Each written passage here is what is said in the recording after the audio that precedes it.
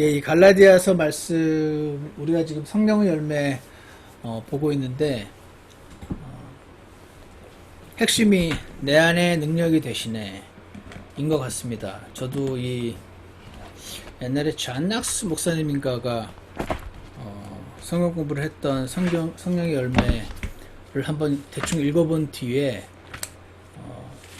정식으로 이렇게 좀 살펴본 적이 없었는데 이번 기회에 성경 공부 준비를 하면서 성령의 열매를 지금 조금씩 살펴보고 있습니다. 여기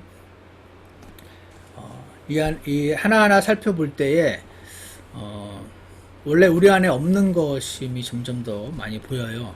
그래서 내 안에 능력이 되시는 예수님께 나아가는 그런 일이 있을 때에만, 주님과 연결되어 있어야만, 성령님께 사로잡혀 있어야만 가능한 성령의 열매를 우리가 지금 보고 있습니다. 이 시간에 우리 잠깐 함께 기도하시고 오늘 말씀을 보겠습니다.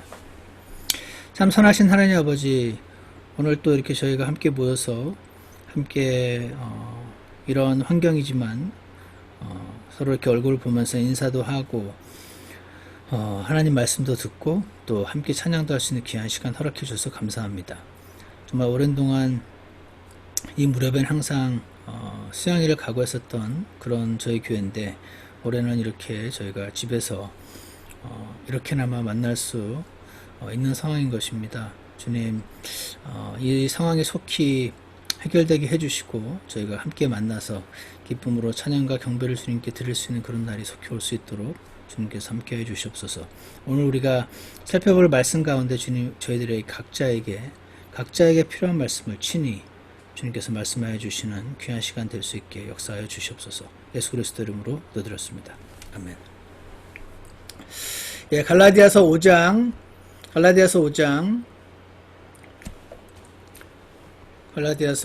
잠시만요. 시간이 28분. 갈라디아서 5장 22절. 그러나 성령의 열매는 사랑과 기쁨과 화평과 오래 참음과 부드러움과 선함과 믿음과 온유와 절제니 이 같은 것을 대적할 법이 없느니라. 그리스도께 속한 사람들은 애착들과 정욕들과 함께 육신을 십자가에 못 박았느니라. 우리 지난 시간에 성령의 열매를 살펴보는 중에 오늘은요, 부드러움과 선함과 믿음, 이 세 개를 아마 살펴보게 될 것 같습니다. 부드러움과 선함과 믿음. 이거 뭐 다 아는 거잖아요. 쉽죠? 부드러워야죠. 그럼 크리스찬이 거칠어야 됩니까? 당연히 부드러워야 되고. 선해야지. 못 되면 안 되죠. 그리고 믿음도 좋아야지. 이렇게 이제 생각하고 우리가 넘어가지 않습니까? 오늘 이제 조금 살펴보면요. 부드러움이라는 단어가 우리 성경에 이제 부드러움 해서 옆에 gentleness 이라고 되어 있어요. 이 단어가, 부드러운 사람이 또 친절하죠. 그래서 어떤 고린도 후서 6장 6절과 에베소서 2장 7절에서는 친절함, kindness로 번역이 되어 있어요. 똑같은 단어가 크레이스토테스라는 이 그리스어 단어가 지금 우리 갈라디아서 5장에는 부드러움, gentleness로 번역이 됐고, 고린도후서 6장 6절과 에베소서 2장 7절에서는 kindness, 친절함으로 번역이 되어 있고, 그 다음에 로마서 2장 4절에서는 그 밑에 있는 똑같은 영어로 선함, goodness, 선함으로도 번역이 된, 그래서 세 개를 합치면 부드럽고 친절하고 선한 거. 성령의 열매가 그런 거구나. 그러면 선하고 부드럽고 친절한 거.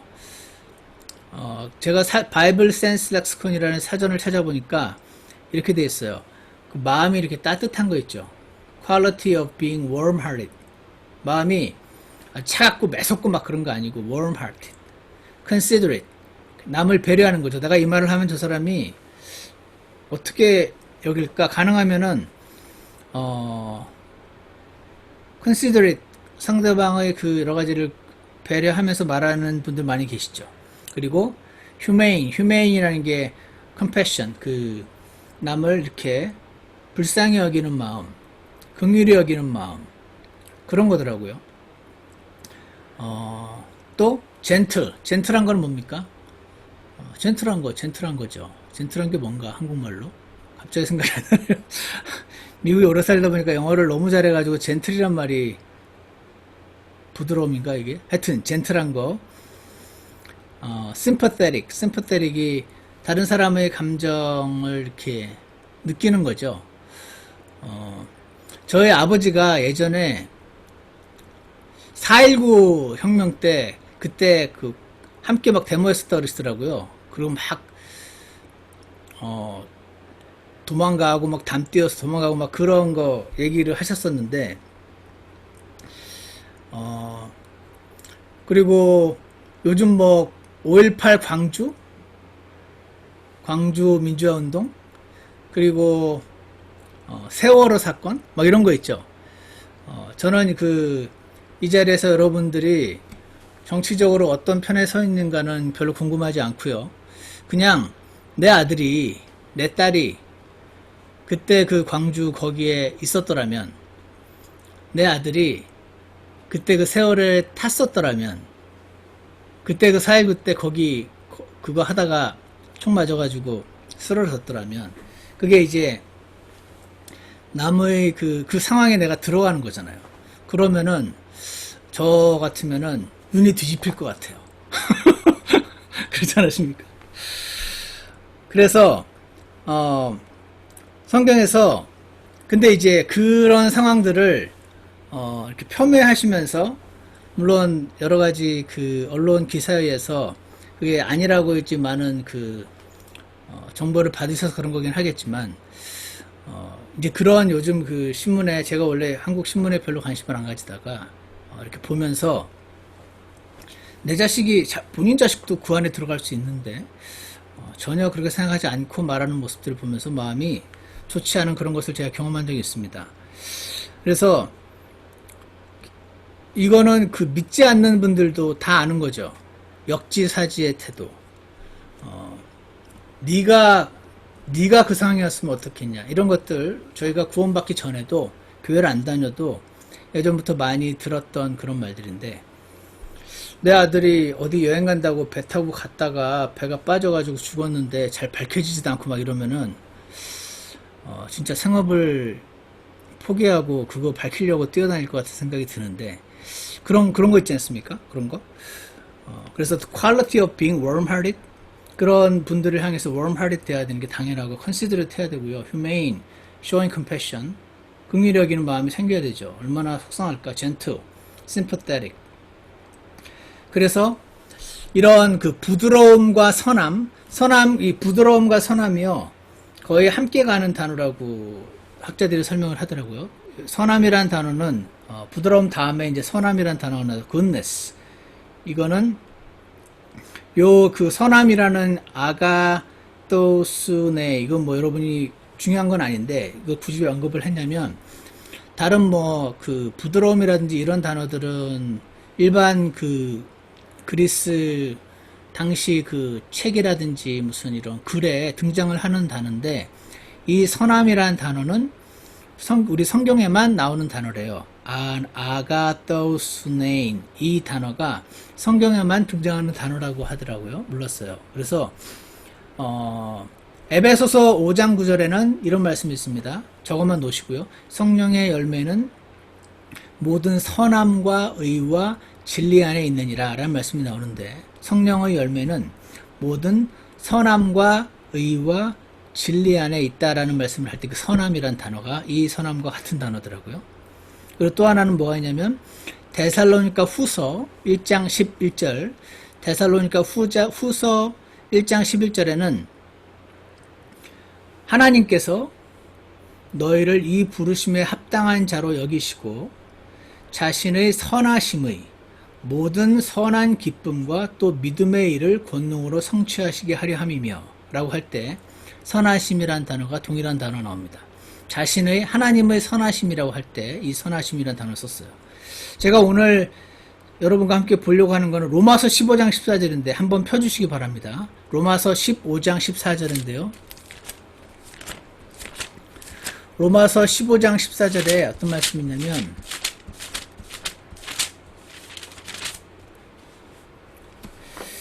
내 형제들아 나 스스로 또한 너희에 대하여 확신하거니와 너희 역시 선함이 가득하고 여기 이제 선함이라는 단어 나오죠.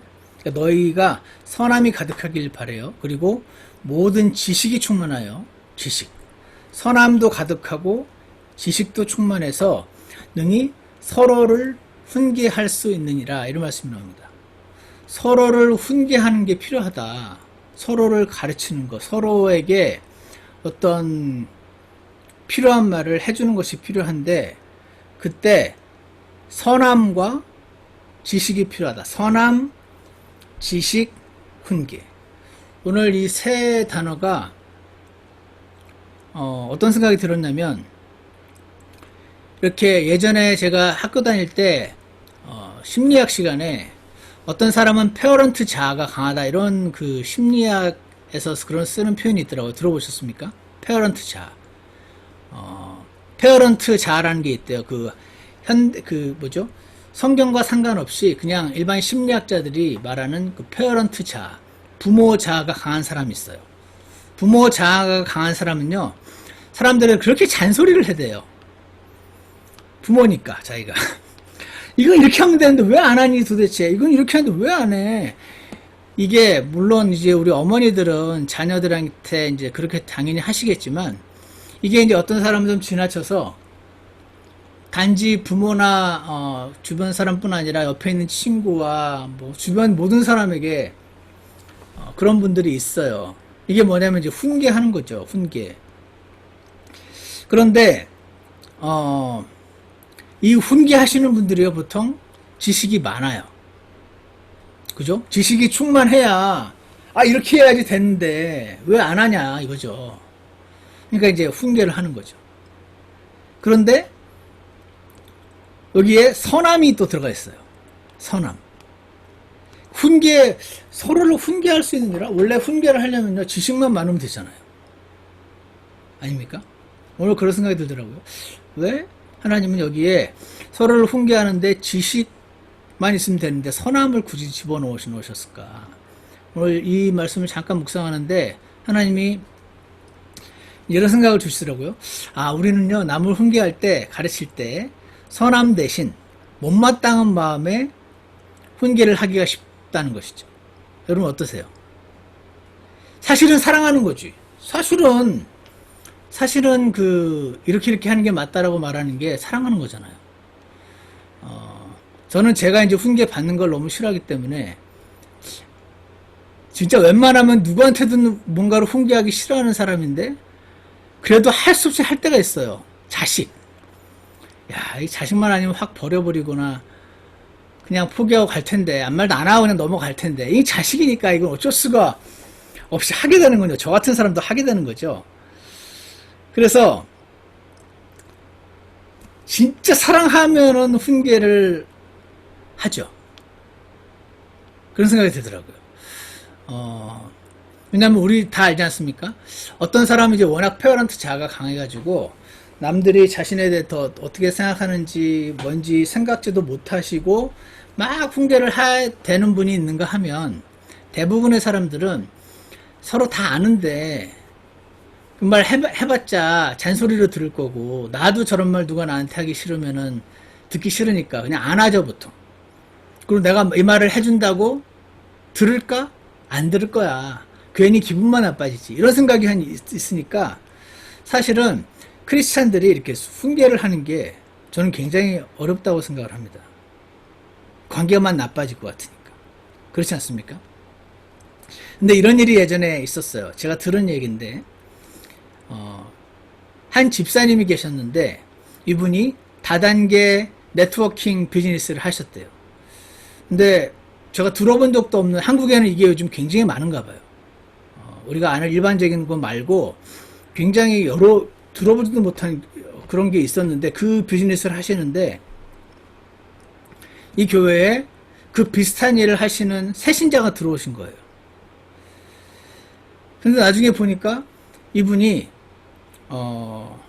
이제 집사님이시고 하니까 주의를 하셨는데 교회에서 이렇게 이 말을 꺼내서 이렇게 얘기하면은 서로 곤란해지고 이런 게 있으니까 주의를 하셨는데 이 새로 오신 분은 이걸 목적으로 들어오셨는지 뭔지는 모르겠는데 이제 막 교회에서 그걸 얘기를 하시니까 교회에서 다단계 하는 거 아니라고 책망을 하셨어요.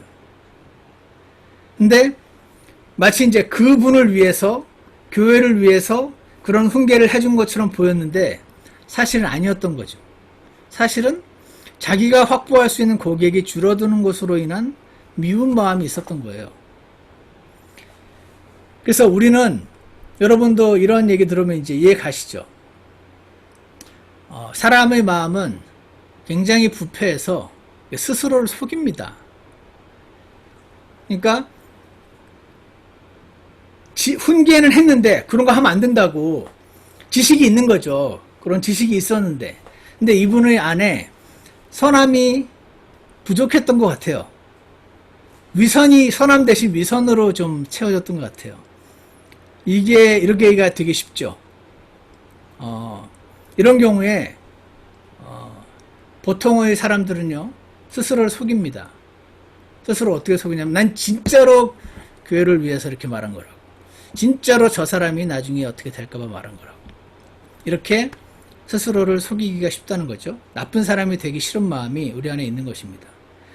그래서 내가 한 말의 내용에는 80%의 진실과 20%의 나쁜 의도가 숨어 있는데 20%니까 조금밖에 안 되니까 이 20%의 악한 의도를 보지 않는 거죠. 이걸 안 보니까 자기 자신에 대해서 스스로 장님이 되는 경우가 많이 있는 것입니다.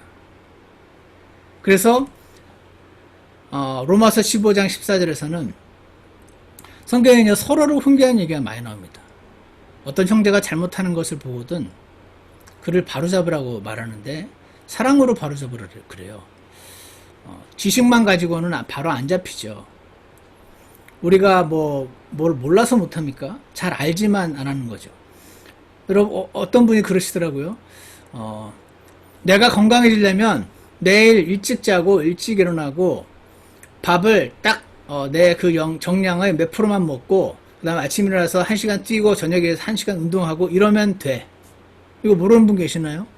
다 알죠. 다 아는데 그게 잘 안 되는 거잖아요.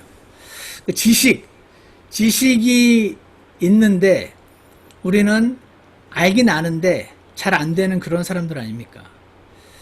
그러다 보니까 사람마다 성향은 틀리지만 내가 이 말을 저 사람이 지금 뭔가를 잘못하고 있는 것 같아요. 근데 이 말을 해줘야 될 것 같아요. 근데 이게 너무 어렵죠. 많은 분들은 어려워하세요. 어떤 분은 생각 없이 하시는 분도 계신데 왜냐하면 이 말을 하면은 저 사람이 어떻게 받아들일 것이며 나의 진실이 과연 전달이 될 것이며 괜히 막 기분만 나빠지지 않을까, 관계만 나빠지지 않을까, 고쳐지진 않고 이런 여러 가지 생각 때문에 보통은 되게 어려워하시죠. 근데 성경에는 이런 말들이 자꾸 나와 있어요. 근데 오늘 제가 이 선함이라는 거에 대해서 공부를 하면서 하나님이 제게 보여주신 것은 서로를 훈계하는 것에는 지식이 당연히 충만해야 되는데 선함이 있지 않으면 내가 이 말을 하는 진짜 목적이 80% 좋은 거가 있고 20% 악한 것이 숨어 있는데 사실은 내가 할 고객이 줄어들기 때문에 지금 싫어서 한 말인데 그거는 조금 있고 사실은 더 큰 거는 교회를 위한 마음 같은데 이게 숨어 있으면 하나님께 나아가서 정직하게 고백하여 이 숨어 있는 부분을 볼 수 있는 장님으로 살지 않도록 이거를 주님께 우리가 간구를 해야 되는데 그렇지 않고 이제 속이고 넘어가기가 쉽다. 그래서 이것은요, 저는 그렇게 생각합니다. 성령님이 계신 크리스찬들은 다 이걸 할 수 있다라고 말할 수는 없는데, 할 수 있다가 아니고 성령님이 계신 크리스찬들은 정말 제대로 이것을 할 수 있는 내가 하는 말의 숨겨진 의도를 주님 앞에 드러내서 자백하고 용서를 구하고 그럼에도 불구하고 나를 사랑하신 하나님 아버지께 사랑을 받고 사랑을 충분히 받으니까 이제 마음이 채워지죠. 그런 마음 가운데서 하나님이 부담을 주시는 것에 관하여 서로를 훈계하고 사랑으로 책망해서 바로잡는 이런 일들이 이루어지는 이것이 온전한 교회의 모습인데 이것이 실제로 우리에게 잘 이루어지지 않고 왜냐하면 일단 관계 때문에 말하기 싫어하고 말을 잘하는 사람들은 또 오히려 자신의 숨은 의도를 잘 보지 않고 그냥 스스로 속이면서 말을 하고 이런 여러 가지 육신의 일들이 스스로를 어렵게 하고 교회를 어렵게 하고 상처를 주고받고 이렇게 만드는 것이라고 생각이 듭니다. 그래서 이것은 성령님이 우리 안에 계시기 때문에 그래서 우리가 매일 기도하는 게 너무 중요한 것 같습니다. 주님, 제가 이게 선순환이죠. 선순환은 뭐냐면 내가 오늘 하나님 말씀을 묵상하고 내가 주님 앞에 나아가서 지금 마음이 클리어해져 있으니까 왜 이렇게 마음이 불편하지? 주님, 제가 왜 이렇게 마음이 불편하죠? 이제 그걸 느끼는 거죠. 그럴 때 이제 내가 뭔가 잘못했으니까 이렇게 불편하지. 주님, 제가 뭘 잘못했죠? 라고 자백하다 보니까 기분 나빴던 일들이 생각이 나면서 근데 그 기분이 그럼 왜 나빴었나? 주님께 물어보니까 사실은 네 잘못이 이만큼 있었다는 걸 보여주셔서 그거를 자백하는 이런 거는요. 성령님의 열매로서의 선함이 발휘되는 사람들 참 크리스찬들이 제대로 할 수 있다고 저는 생각합니다. 사람은 원래 encouraging words 많은 분들이 이 잘한다 라는 말을 잘 못 듣고 잘하시잖아요. 이렇게 못하니라는 말을 많이 들으면서 우리가 자랐는데 그래서 이제 칭찬을 많이 해주란 말을 우리가 많이 들었는데 사실 이런 말들은 내가 뭔가를 잘못하고 있을 때 누군가 이 얘기를 하는 것은 칭찬이 아니라 사실은 책망의 성격이 큰 거잖아요. 그러니까 또 한 번의 책망이 들어올 때 이 책망을 하나님의 음성으로 듣고 주님 앞에 나아가서 바뀐다거나 아니면 내가 누군가에게 어떤 말을 해줘야 하는데 그 말을 확 해버리고 나쁜 의도를 보지 않거나 아예 못하거나 이런 여러 가지 육신의 일들이 섞여 있어서 오늘 로마서 15장 14절에서 말씀하시는 지식이 충만해야 되는 거 맞지.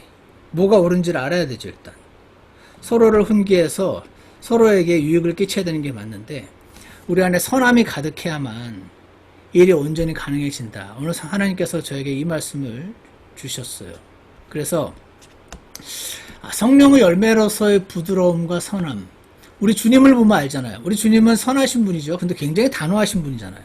단호한데 또 사랑이 풍성하신 분이세요. 그러니까 우리와 많이 다르죠. 우리는 단호하면 너무 확 단호해버리고 사랑이 풍성하면 또 남을 스포일 시키는 그런 사랑을 주기가 일수인 사람들인데 오늘 말씀하시는 부드러움과 선함 그리고 선함이 가득하고 지식이 충만하여 서로 훈계할 수 있다는 거. 이 말씀을 보면서 하나님께 나아가서 나의 부족한 부분을 나는 관계를 해치는 것 때문에 말을 잘 못하는 사람인가? 주님, 제가 그런 부분이 있다면 주님께서 알려주셔서 저를 바라봐 주십시오. 그렇게 기도하는 것이 맞는 것 같고요. 또 하나는 나는 너무 잘 가르쳐. 본인은 잘 몰라요. 주변에게 물어보십시오. 남편에게, 아내에게 물어보십시오. 그러면 나를 잘 가르치는 사람인가, 잘 듣는 사람인가 알려줄 겁니다. 그러면 나는 뭔가를 말할 때 사실은 80%의 진실과 20%의 악한 마음이 숨겨져 있는 그 20%의 마음을 보는 사람인가 아닌가. 주님, 제가 그걸 보여주셔서 자백하기만 하면은 무조건 용서해 주시는 주님의 보혈 앞에 가지고 나갈 수 있게 도와주시라고. 그렇게 하는 것이 오늘 우리가 필요한 것 같습니다. 아까 28분이었고 믿음. 세 번째 오늘의 성령의 열매로서의 믿음이라는 게 있는데요. 저는 그렇게 생각했어요. 원래 성령의 열매로서의 믿음이 있나? 믿는 건 그냥 믿는 건데 내가 성령의 열매로서의 믿음은 뭔가? 그냥 믿는 믿음은 믿음이고 잘 못 믿을 만한 어떤 그런 것까지 믿을 때 성령의 열매로서의 믿음인가? 이런 생각을 해봤습니다. 아니면 제가 직접 확인을 칼빈주의자 책들을 확인을 아직 못 해봤는데 원래 그 칼빈주의자들은 사람이 전적으로 타락했기 때문에 스스로 못 믿는다고 믿거든요. 스스로 못 믿는데 성령님이 먼저 나를 regenerate 시켜줘야 그러면 이제 믿음이 생겨서 그 믿음으로 믿는 거다. 그래서 믿어도 네가 믿는 거지 사실은 네가 믿는 게 아니고 하나님이 믿게 해주시는 거다. 어떤 사람은 왜 못 믿나? 그 사람은 하나님이 지옥 가도록 선택하셨고 너는 천국 가도록 선택하셨기 때문에 네가 믿기도 전에 네 안에 성령님이 regenerate 시켜주신 그 믿음으로 믿는 거다. 이렇게 하는 근거로 사용하는 구절 중에 하나가 아닐까. 직접 확인은 제가 아직 못 해봤지만. 그래서 성령의 열매로서의 믿음이 뭔가. 여러분 오늘 이 말씀 되게 중요한데요. 잘 기억하세요. 믿음에는, 성경의 믿음은요 세 종류가 있어요. 세 종류의 믿음. 첫 번째 믿음은요, 믿는다라는 동사의 명사형이에요. 믿는다라는 동사의 명사형. 예전에 영어 배울 때 기억나십니까? 제런드라고 동명사. 믿는다라는 단어의 명사형, 동명사로의 믿음이라는 게 있어요. 두 번째는요, 다 같이 유다서 1장 3절 한번 펴주세요. 유다서, 유계니까 계시록 바로 앞에 있죠. 유다서 1장 3절에 보시면 이런 말씀이 있습니다. 유다서 1장 3절에 사랑하는 자들아, 공통의 구원에 관하여 내가 너에게 쓰려고 모든 열심을 내던 차에 성도들에게 단 한 번 전달된 믿음을 위해, 이런 말씀이 나오죠. 성도들에게 단번에 전달된 믿음을 위해 너희가 힘써 싸우라고 너희에게 써서 권면할 필요를 느꼈노니. 이 신학자들이 이렇게 구분을 굳이 해줘서 저는 너무 편한데, 사실 여러분과 저는 이렇게 구분하지 않은 채 어떤 뿌연 정의 안에서 이런 표현을 많이 쓰세요. 믿음을 위해 우리가 싸워야지. 이런 표현 익숙하죠. 믿음을 지켜야 돼. 이런 것도 하고. 믿음의 두 번째 뜻은요, that which is believed. 그래서 body of faith, belief, teaching, 교리를 말합니다. 단번에 전달된 믿음을 위해 싸우라는 말은 그 사람이 믿은 내용, 그 내용 있죠. 그러니까 믿는다라는 동사의 명사형으로서의 믿음이 아니고 믿은 내용을 말해요. 예를 들어서 예수님은 하나님이시다라는 내용을 우리가 믿었잖아요. 예수님은 하나님이시다라는 가르침, 그거를, 또는 예수님의 피가 내 죄를 씻으셨다라는 가르침, 그걸 우리가 믿었죠. 그래서 내가 믿는다라는 단어의 동사의 명사형으로서의 믿음이 있고, body of belief, body of teaching. 그래서 교리 또는 진리를 가르쳐요. 나중에 찾아보십시오. 유다서니까 유다서는 한번 같이 보고, 1장 20절에 보시면, 그러나 사랑하는 자들아 1장 20절, 그러나 사랑하는 자들아 너희는 너희의 지극히 거룩한 믿음 위에 너희 자신을 세우며 성령님 안에서 기도하고라는 말 나오죠. 믿음 위에 자신을 세우며, 이게 사실은 믿음을 믿는다라는 동사의 명사형으로만 생각하면 사실은 하나님 말씀 위에 믿음을 세워야 되는 거죠. 말씀 위에 믿음을 세워서 그 말씀을 믿는 그 믿음이 확고해지는 거, 이게 믿음인 거지 원래는. 근데 지금 여기는 믿음 위에 너희 자신을 세우라고 되어 있잖아요. 여기서 말한 믿음도 body of teaching, 가르침을 말합니다. 예수님은 하나님이시고 하나님의 하나님의 세상을 창조하셨고 그분의 죽으심은 나를 위한 것이었고 그분은 다시 오실 것이고 내 안에 성령님이 계시고, 이 가르침, 이 body of teaching, 이거를 우리는 진리라고 말할 수도 있고 교리라고 말할 수도 있는데 믿음이라는 단어로도 쓰인다. 그래서 필기하시는 분들은 나중에 갈라디아서 1장 23절, 갈라디아서 3장 23절부터 5절, 디모데전서 1장 19절, 4장 1절, 6절, 6장 10절, 디모데후서 2장 18절, 로마서 12장 6절, 디모데후서 4장 7절 등등등. 제가 이거 녹화했으니까 나중에 필요하시면 보시고, 그래서 믿음이라는 성경의 단어, faith라는 단어가 나올 때 내가 믿는다는 거의 명사형도 있고 내가 믿은 내용, 그 가르침, 티칭을 말하기도 하는구나 하는 걸 기억하시면 되고, 세 번째는요 이런 거예요. 신실함. 소위 말하는 faith가 faithfulness, faithful은 이게 신실한 거죠. faithfulness, 신실함이라는 단어를 원래는 faithfulness 또는 영어로 fidelity 이렇게 써놓으면 누구나 다 이해하죠. 이거 faithfulness, 신실한 걸 말하는구나. 신실한 거 어떤 거죠? 믿음직한 거죠. 저 사람은 참 신실해, 믿음직해요. 뭐나 시키면 딱딱딱 끝났으면 딱 보고하고 뭐 신경 쓸 게 없어요. 믿음직하고 신실하고, 무슨 말을 하면은 마음을 다 터놓고 얘기할 수 있어요. 오해를 잘 안 해. 오해되는 게 있으면 그 자리에서 말해. 말해. 그 대화를 해가지고 풀어. 꿍 하고 있지 않아. 신실하고 믿음직하고 마음을 터놓게 얘기할 수 있고 입이 무거워. 어떤 분들은요, 교회에 소문이 퍼지기 원하면 그분한테 가서 말하면 돼. 절대 이야기하지 말라고 하면서. 그런 분들이 있어요. 반면에 어떤 분은 입이 진짜 무거워요. 절대로 실수라도 얘기해. 입이 무겁습니다. 이런 거 있죠. 그래서 이런 분들은요, faithful 또는 trustworthiness, 신뢰할 만해요. trustworthiness, faithfulness. 그래서 reliability, 신뢰할 수 있는 거. 이런 거가 소위 말하는 faithfulness잖아요. 근데 이 faithfulness 대신에 faith라고 쓰는 경우가 꽤 있어요, 성경에. 그래서 다시 정리하면 믿음에는 믿는다의 명사형으로서의 믿음이 있고, 믿은 그 내용, body of teaching, 교리 또는 진리라고 말하는 것도 믿음이라고 표현을 하고, 세 번째, 예를 들어서 디도서 2장 10절 한번 보겠습니다. 디도서 2장 10절. 디도서 2장 10절을 보면요,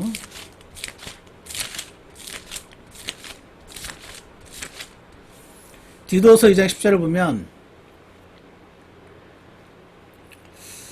너희는 이제 훔치지 말고 전적으로 선하게 충성하는 것을 보이게 하라, 이렇게 돼 있죠. 우리 성경에는 영어로 보시면 not purloining but showing all good fidelity라고 돼 있죠. fidelity. 우리 동네 뱅크도 있는데 이 fidelity라는 게 이런 거예요. 이 믿음이라는 단어가 그리스어로 피스티스란 건데, 이 피스티스, 여기서 나오는 그 방금 우리가 읽었던 이 디도서 2장 10절의 피델러티가 피스티스란 단어를 우리가 헷갈리지 않게 faith라고 번역 안 하고 여기서 이제 fidelity 번역을 해주셨어요. 그래서 이거는 쉽죠. 이런 경우 좋아요. 그러니까 훔치지 말고 전적으로 선하게 너의 그 신실함을 보이게 하라, 이런 의미에서 디도서 2장 10절에서 말했죠. 자, 그러면 헷갈리는 케이스를 하나 보면 로마서 3장 3절, 오늘 여기까지만 해야 될 것 같은데, 로마서 3장 3절을 보시면, 로마서 3장 3절을 보시면은요, 여기 이런 게 있어요. 저는 예전에 이 구절이 굉장히 헷갈렸었는데, 로마서 3장 3절을 보시면, 그런데 어떤 자들이 믿지 아니하였으면 어찌하리요? 그들의 믿지 아니함이 하나님께 대한 믿음을 무효로 만들겠느냐? 이렇게 돼 있죠. 성경이 원래 어려우니까 이해하기 어려운 면이 있으니까 어차피 이제 완전히 다 이해하지 못하고 우리가 읽으니까 이제 막 넘어가는 경향이 있는데, 잘 보세요. 그들의 믿지 아니함이 하나님에 대한 믿음을 무효로 만들겠느냐? 이렇게 돼 있죠. 여기서 하나님에 대한 믿음이 우리 성경에 faith of God 이라고 돼 있어요. faith 어디 있죠? 3절. 예.